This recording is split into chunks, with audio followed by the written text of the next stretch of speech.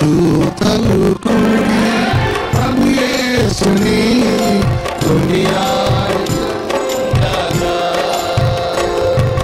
దూతలు కూడి ప్రభు యేసుని కొనియాడుచుండగా,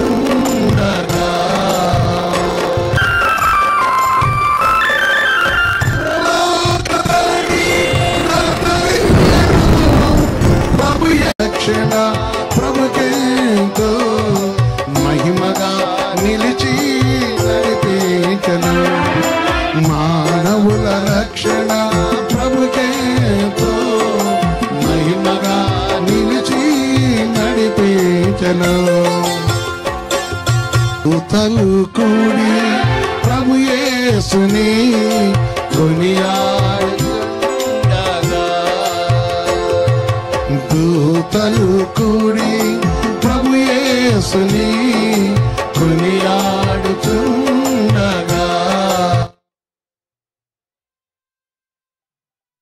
అనదైతే మన జ్ఞాపకం చేసుకొని ఆయన కృపా ప్రేమ కనికతో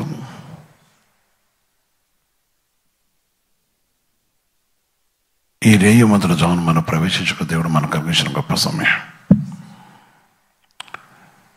పరిశుద్ధ తండ్రి, సర్వోన్నతమైన దేవ, మీ పరిశుద్ధం మా పాదాల కొందాం చేస్తాను. మీరు పరిశుద్ధులు పరిశుద్ధులు పరిశుద్ధులు. మీ మహాకృపను బట్టి మమ్మల్ని ప్రేమించి ఈ కుటుంబంలో ప్రవేశకులు మాకు ఇచ్చినందుకు కొందరు ఆచరిస్తాం. వాక్యతో మనం చర్చించుకోతండి. ఆమేన్. ప్రియమైన సహోదరి సోదర, దేవుడు తన మహాకృపతో మనం ప్రేమించి మరొక మంచి దినాన్ని అనగా ఈ రేయి మొదలైన ప్రభును కలుసుకోటకు పరిశుద్ధాత్మ దేవుడు మనకు కలిగించిన గొప్ప విషయం. నా బాధను నా వేదను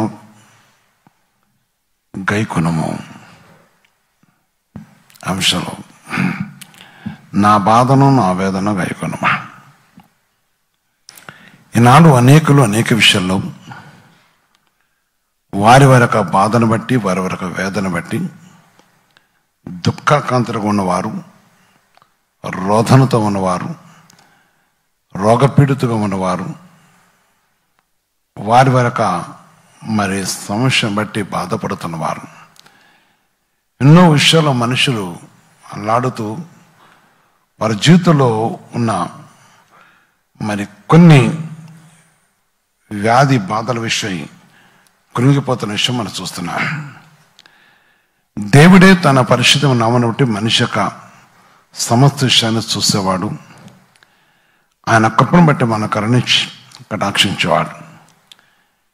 ఇక్కడ పరిశుద్ధ వాక్యంలో మనం చూస్తున్నప్పుడు వాక్యం చరుస్తుంది. కీర్తన గ్రంథము 25:18. కీర్తన 25:18 చూసినప్పుడు నా బాధను నా వేదనను కనుగొనము. భక్తుడు అడుగుతున్నాడు, నా బాధను నా వేదన కనుగొనము, నా పాపలన్నిటినీ క్షమించము. బాధను వేదనను కనుగొన్న దేవుడు. ఎప్పుడైతే మనం ఆయన పరిశుద్ధ సన్నిధిలో తన పరిశుద్ధ నామను బట్టి మనం అడుగుతున్నామో ఆయన మన కరుణించి కటాక్షించి ఆయన కృపతో మన వల్ల తన కటాక్షం తెచ్చేసి మన బాధ నుంచి మన వేద నుంచి మనకున్న సమస్త బాధ నుంచి అయినా విడిపించే దేవుడు అని భక్తుడు తెలుసుకున్నాడు కనుక తనకున్న రోధను బట్టి, తనకున్న వేదన బట్టి, తనకున్న కష్టాన్ని బట్టి ఆయన పరిశుద్ధమైన సన్నిధిలో జ్ఞాపకం చేసుకొని దేవుని దగ్గర అడుగుతున్నాడు, నా స్థితిని వెరిగిన వాడివి, ఆయన నాకున్న బాధను నీకు తెలుసు కనుక నీవు కనుగొనము, నా సహాయం చేయమని అడుగుతున్నాడు. ప్రియమైన దేవుని వెళ్ళాను. ఈ సమయము దేవుని సన్నిధిలో పరిశుద్ధ దేవుని యొక్క పాదాల దగ్గర ప్రవేశించిన ప్రియ సహోదరి సోదర, ఈ కుటుంబ ప్రార్థనలో ప్రతి మనిషి అనేకులు ఈ సమయంలో వారి వరకు పరిస్థితిని బట్టి కృంగిపోతూ, భయంకరంగా పరిస్థితిని బట్టి, వారి శరీర అవయవంలో ఉన్న బాధను బట్టి, వారి దేహ అవయవంలో పీడిస్తున్న మరి రోగ విధానాలు బట్టి, వారి శరీరంలో ఉన్న ఒక వేదన బట్టి నలిగిపోతున్న వారు, కృంగిపోతున్న వారు ప్రభు సన్నిధిలో విషయాన్ని జ్ఞాపకం చేసుకొని పరిశుద్ధ దేవుని దగ్గర వెతుకుతున్నవారు, జీవగల దేవుని సన్నిధిలో ఆయన సన్నిధిలో అడుగుతున్నవారు కనుక ఈరోజు నువ్వు జ్ఞాపకం చేసుకున్నప్పుడు నా బాధను, అంటే మన బాధను చూచే దేవుడు, మన వేదను చిడిపించే దేవుడు, మన యందు తన కటాక్షించి తన కృపతో మన జీవితం, నా పాపం నుండి నన్ను విడిపించమని అడుగుతున్నాడు. అందుకని దేవుడు తన కృపలో కరుణించి కటాక్షించేవాడు. ద్వితీయోపదేశకాండంలో 7వ అధ్యాయంలో చూస్తే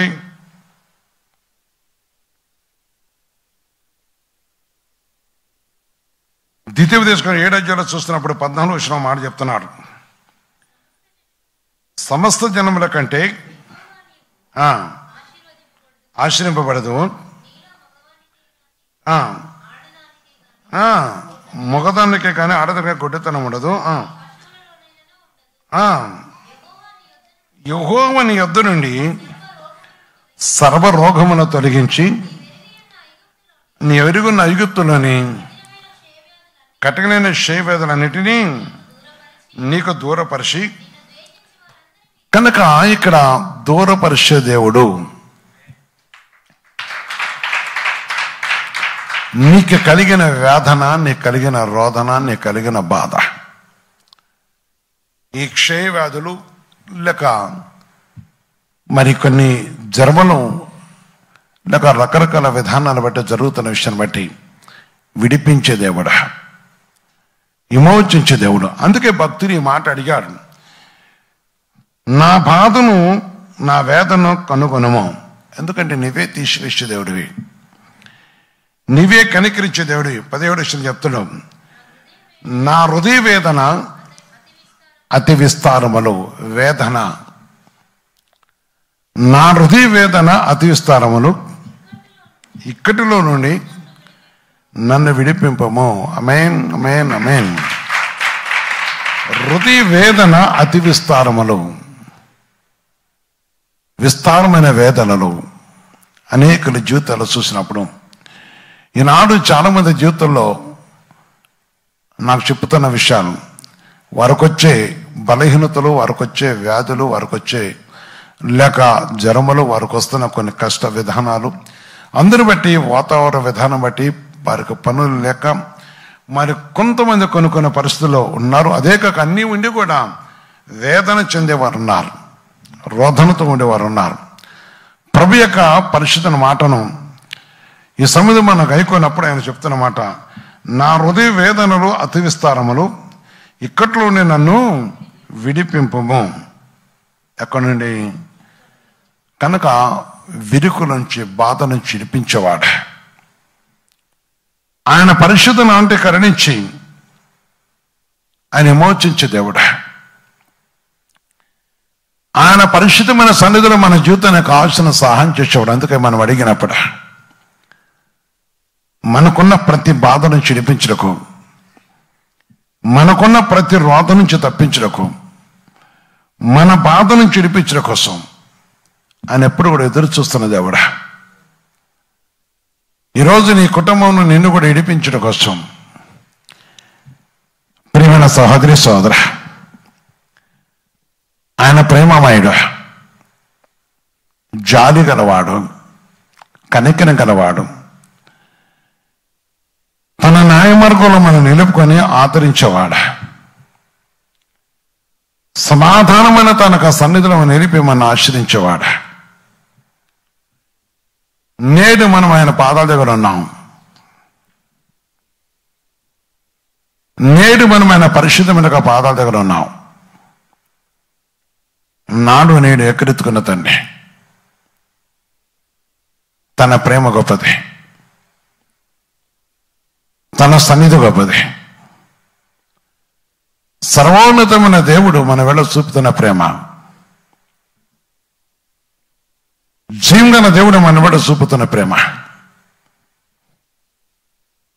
ఆయన ప్రేమలో మనం బ్రతికించి తన సన్నిధిలో మనం జ్ఞాపకం చేసుకొని మన యందు తన కనికరించి తను ఆదరించిన దేవుడు. అందుకనే ఇక్కట్లోనే నన్ను ఇడిపించుమా, ఆయన ఇడిపించేవాడు. సహోదరి, మనిషి జీవితానికి కావాల్సిన సహాయమును ఆదరణ కలగజేసేవాడు. ఆయన ఏ విధంగా విడిపిస్తారని చూస్తే యెషయా గ్రంథం 53:5 చెప్తున్న మాట. యెషయా గ్రంథం 53:5 చూస్తే దేవుని వాక్యం చాలా క్లియర్ చెప్తుంది.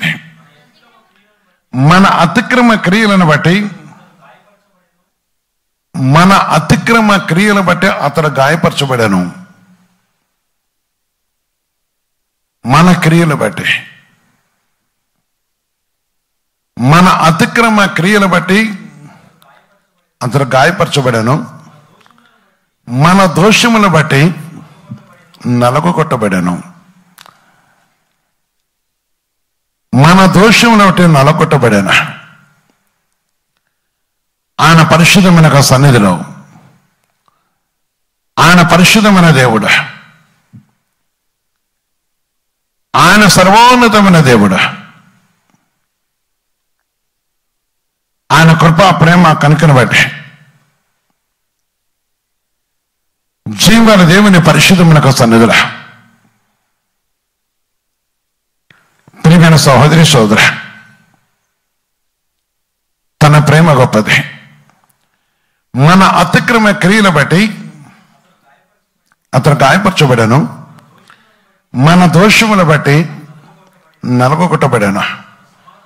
మన సమాధానమైన శిక్ష అతని మీద పడెను. మన సమాధానమైన శిక్ష అతని మీద పడెను. అతడు పొందిన దెబ్బల చేత మనకు స్వస్థత కలుగుతున్నది. మ్యాన్, అందుకే భక్తులు ఈ విషయాన్ని అడుగుతున్నాడు. నా బాధను నా వేదను కనుగొనము, నా పాపలన్నిటినీ క్షమించము. ఈరోజు నీ కుటుంబంలో ప్రభు సన్నిధిలో ఈ వాక్యం వినేవాళ్ళారా, పరిశుద్ధ దేవుని యొక్క సన్నిధిలో దేవుని పరిశుద్ధ వాక్యం విన్న వాళ్ళారా, పరిశుద్ధాత్మ దేవుని సన్నిధిలో ఈ సమయమైన పరిశుద్ధ మాట విన్న వాళ్ళారా, మన అతిక్రమం నుంచి ఆయన గాయపరచబడ్డాడు, మన యావత్ బాధ కోసం ఆయన బాధపడినవాడు, ఆయన పరిశుద్ధ నామంటే మనం విడిపించేవాడు. నీకున్న పరిస్థితిని బట్టి, నీ శరీరాన్ని పీడిస్తున్న వ్యాధిని బట్టి, నీ అవయవులను భక్షిస్తున్న రోగాన్ని బట్టి, నా బాధ నుంచి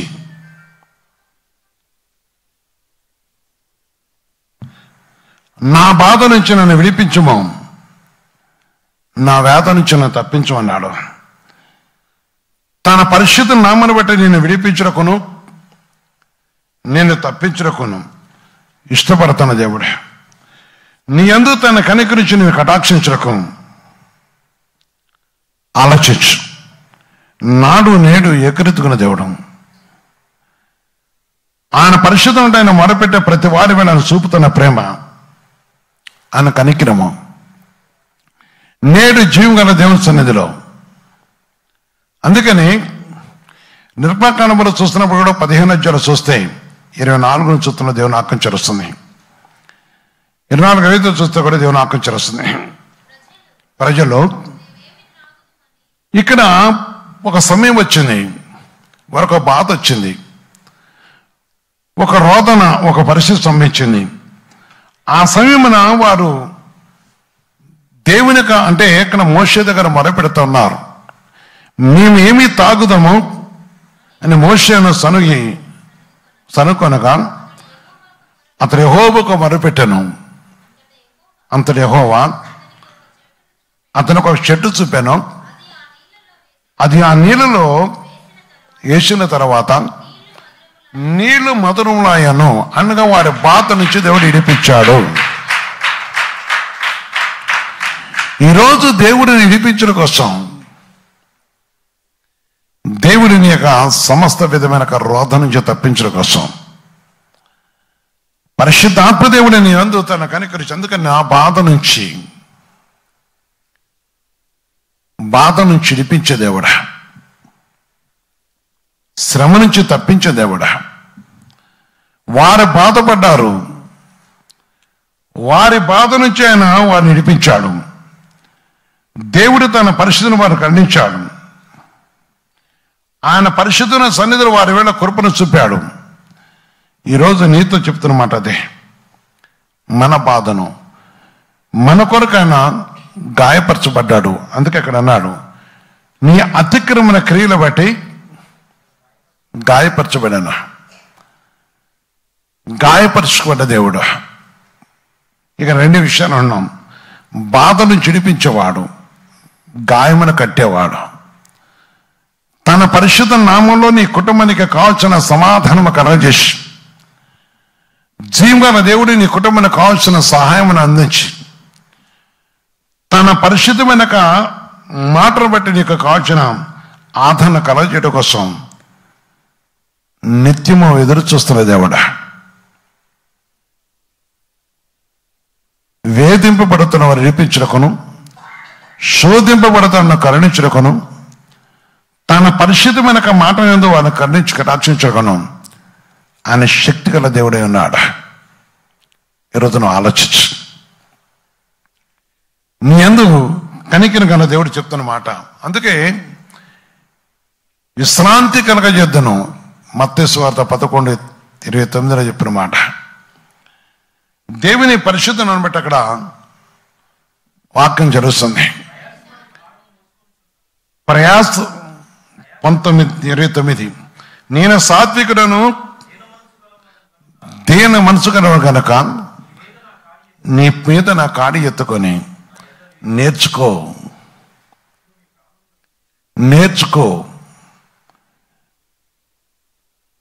నేర్చుకున్నప్పుడు మీ ప్రాణమునకు విశ్రాంతి దొరుకును.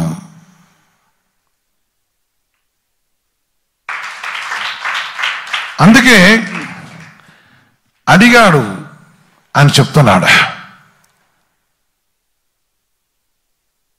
ప్రభుని అడిగినప్పుడు పరిశుద్ధములు చెప్తున్నమాట. ప్రభుని అడిగినప్పుడు నీ యందు చూపిన ప్రేమ, ఆయన పరిశుద్ధమైన దేవుడా. జీవన దేవుని యొక్క సన్నిధి విషయాన్ని మనం జ్ఞాపకం చేసుకొని, కనికరం గల దేవుడు తన కృపను అనుగ్రహించి ఆయన ప్రేమను కనపరుస్తున్న దేవుడా. కనికరమును కటాక్షమును దయనుంచి తన సన్నిధిని అనుసరించి, తన సన్నిధికి అంతరించి వాదార్చే దేవుడా.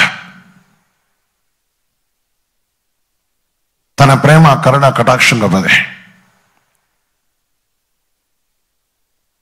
నాడు నేడు ఏకరీతుకున్న సహోదరి సహోదరా, నేను మీకు విశ్రాంతి కలగజేద్దును.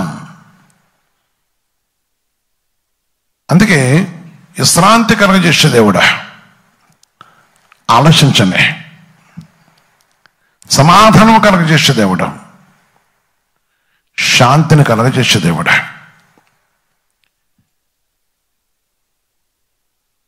ప్రేమను కలగజేసే దేవుడా, కృపను కలగజేసే దేవుడా, మన వాదార్చే దేవుడా. మనిషి ప్రభుతో కలుసుకోవటం నేర్చుకోవాలి. మనిషి ప్రభుతో కలుషుట నేర్చుకోవాలి. మనిషి ప్రభుతో కలుషుట నేర్చుకోవాలి. అప్పుడు ఆయన నీతో కలిసి నీ బాధను తొలగించేవాడు. అందుకని నా బాధను, నా వేదన కనుగొనము, ఆయన కనుకొనగలడు, విమోచించగలడు, ఇడిపించగలడు, విమోచకుడు ఆయన. హేబెలు గ్రంథం 33:19 నుంచి చూస్తే వాక్యం చరుస్తుంది 21 వరకు. హేబెలు గ్రంథము ప్రభు వాక్యంలో మనం చూస్తున్నప్పుడు, వ్యాధి చేత మంచం ఎక్కట వలన ఒకరి ఎముకలలో విడతగన నొప్పులు కలుగుట వలన వారు శిక్షణమునందును. ఎముకల్లో చాలా మంది అదే మాట చెప్తుంటారు. నాకు ఈ జ్వరం వచ్చింది, నడవలేకపోతాను, కాళ్ళు నడవనేట్లేదు, మోకాళ్ళు నొప్పులు, చేతుల నొప్పులు, శరీరం అంతా పచ్చిపుండలాగా ఉంది, క్షీణించి ఉన్నది, ఏమీ తినలేని స్థితిలో ఉన్నదని చెప్తుంటారు. వ్యాధి చేత మంచం ఎక్కట వలన ఒక ఎముకలలో విడతగిన నొప్పులు కలుగుట వలన వారి శిక్షణమునందును రొట్టెయు రుచిగల ఆహారమును వానికి అసహ్యమగును. వానికి అసహ్యమగును. కారణము వ్యాధితో ఉన్నాడు. వచ్చిన వ్యాధి ఆలోచించు. ఎముకలకు సంభవించిన నొప్పులు బట్టి వారికి ఎరిగిన విషయాన్ని బట్టి చూస్తున్నప్పుడు బాధకరమైనది. కానీ రొట్టెలు కూడా వారికి ఏమైనాయి? రుచికర ఆహారం ఏమైనది? అసహ్యమయ్యాను. కనుక ప్రభు మహాకృపను బట్టి ఆయన పరిశుద్ధమైన సన్నిధిలో అసహ్యమయ్యాను. వారి శరీర మాంసము క్షీణించిపోయి వికారమగును, బయట కనబడుకున్న ఎముకలు పైకి పొడుచుకొని వచ్చును. మంచి బలిష్టంగా ఉండి, బలముగా ఉండి, మంచి బలం ఉండి, కనుక ఎముకలు ఏమైపోతే బలంగా ఉండే తర్వాత వచ్చిన వ్యాధిని బట్టి 4 రోజులు మంచంలో పడితే ఏమవుతారు? కనపడని ఎముకలైనా బయట కనపడుతుంది. బైబిల్ చెప్తుంది.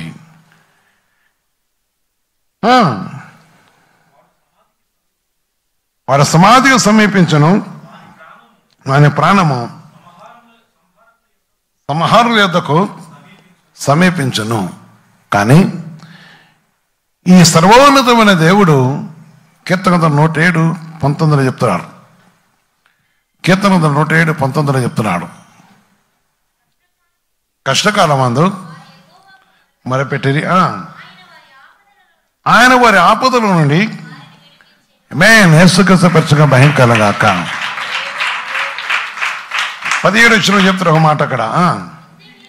బుద్ధిహీనులు తన దుష్ట ప్రవర్తన చేతను తమ దోషము చేతను బాధ తెచ్చుకుందరు. భోజన పదములన్నీ వారి ప్రాణమునకు ఎటువంటి ఏమంటాయి?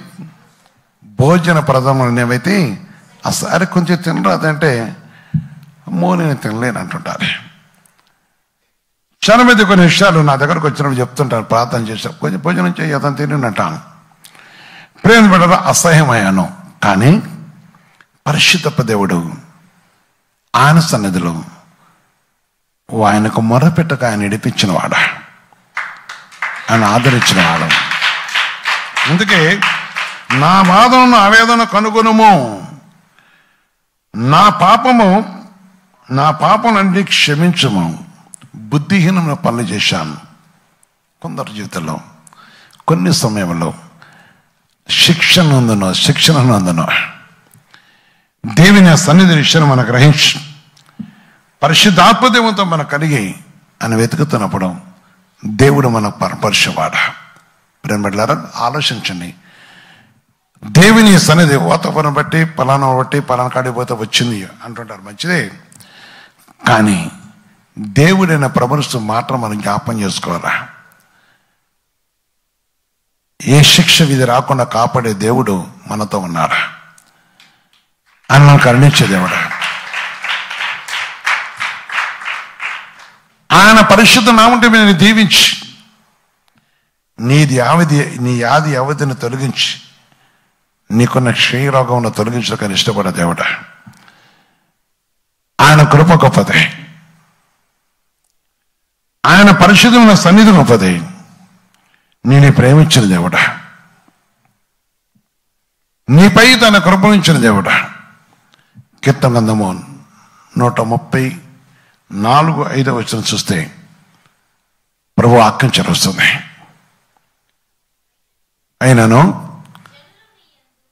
ఆయనను జనుని యందు భయభక్తి నేర్పినట్లు నీ యొద్ద ఎవరైతే భయభక్తి నేర్పుతారో వారి యొద్ద ఏ వ్యాధితో ఉన్నా, ఏ బాధతో ఉన్నా, ఏ పాపంతో ఉన్నా, ఏ రోగంతో ఉన్నా క్షమాపణ దొరుకును.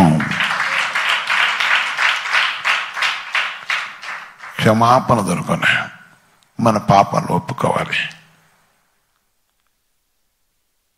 పాప క్షమాపణ కలిగి జీవించడం కోసం దేవుని అడగాలి. ఆయన సర్వోన్నతమైన దేవుడు. ఆయన పరిశుద్ధమైన నామను బట్టి నాడు నేడు ఏకరీతికున్న తండ్రి. ఆయన జీవగల దేవుడు. ఆయన ప్రేమమూర్తి. ఆయన కరుణమూర్తి.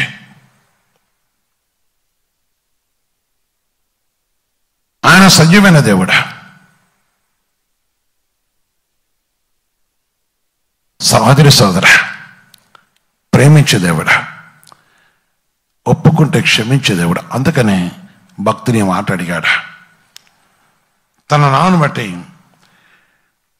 నా పాపలన్నిటినీ క్షమించుము. క్షమించే దేవుడా, కనికరించే దేవుడా. నీపై తన కనికరించి నేను కటాక్షించి నిన్ను ఆదరించుటకు తన కృపల సన్నిధి నీకు అనుగ్రహించి నేనే ప్రేమిస్తున్న దేవుడా. ప్రియ సహోదరి సహోదరు, ఆ విషయాన్ని గ్రహించి నాడు మన ప్రేమించిన దేవుడు నేటి వరకు మన కటాక్షించిన దేవుడు. ఈరోజు ఆలోచించు. ప్రేమ గొప్పది, ఆయన సన్నిధి గొప్పది. మన బాధను చెరిపించుకోసం నీ కుటుంబంలోకి వచ్చి మాట్లాడుతున్నా కనుక ఈ వాక్యం ద్వారా ఒకసారి ఆలోచించుకుంటే ఆయన పొందిన దెబ్బల చేత మనకు స్వస్థ కలుగుతుంది కనుక మన స్వస్థపరిచేవాడు, మన నిడిపించేవాడు, మన శరీర మాంసాన్ని భక్షించిన వ్యాధి నుంచి కూడా తప్పించి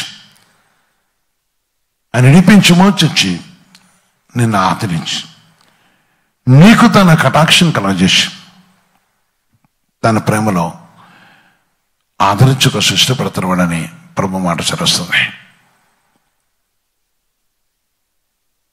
గాయము కట్టే దేవుడా, సహోదరి సహోదరా, నీ కుటుంబంలో ప్రతి సమస్యను తొలగించి, నీ కుటుంబంలో ప్రతి విధమైన రోదన తొలగించి, లేక నీ ప్రతి విధమైన విషయంలో కరుణించి 103 కీర్తన చెప్తున్నాడు 4వ వచనంలో. 103 కీర్తన 4వ వచనం చూస్తే సమాధిలోని నీ ప్రాణమును విమోచించుచున్నాడు, కరుణా కటాక్షలను నీకు కిరీటగా ఉంచుతున్నాడు. కనుక కరుణా కటాక్షం నీకు కిరీటగా ఉంచుతున్నాడు కనుక ఈ కటాక్షం పొందుటకు, ఆయన కరుణ పొందుట కోసం ఆయన పరిశుద్ధ నామటి విషయాన్ని గ్రహించి ప్రభు సందులో జ్ఞాపం చేసుకొని తన కృపను బట్టి, తన కనుకను బట్టి నీ సంకటములన్నింటినీ కుదుర్చువాడు. నీకున్న ప్రతి బాధను కూడా తొలగించి, నీకున్న ప్రతి రోధను కూడా తొలగించి, నీకు కరుణ కటాక్షం దయచేసి ఆదరించి ఆదుకోట కోసం మన మధ్య నిలుస్తున్న యేసయ్య మొక్కరించి ప్రార్థించుదాం.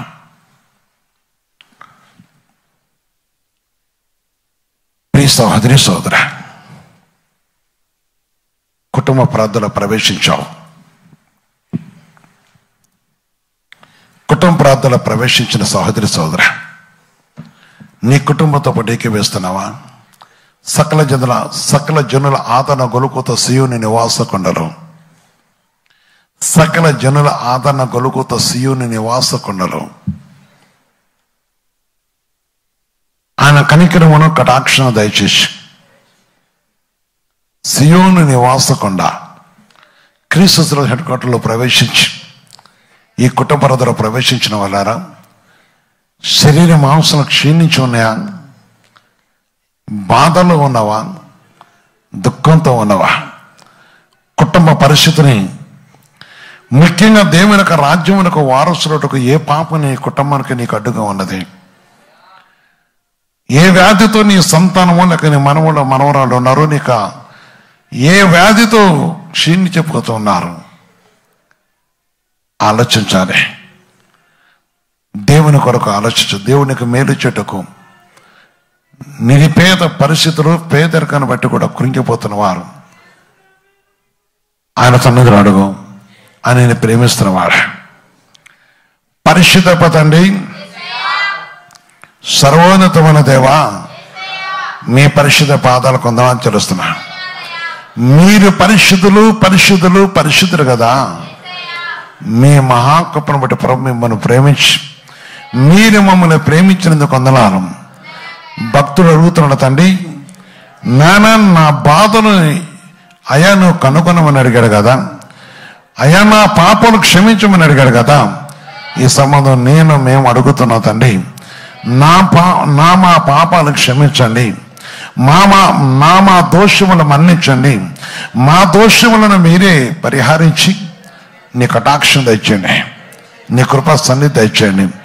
ఏ బిడ్డలైతే ప్రభు వారి స్థితిని బట్టి అడుగుతున్నారో, ఏ బిడ్డలైతే ప్రభు ఏ బాధతో అడుగుతున్నారో, ఎవరైతే ప్రభు ఈ సంబంధ ప్రభు వారి స్థితిని బట్టి నీ పాదలు అడుగుతున్నారో ఒక్కసారి మీరు జ్ఞాపకం చేసుకోండి.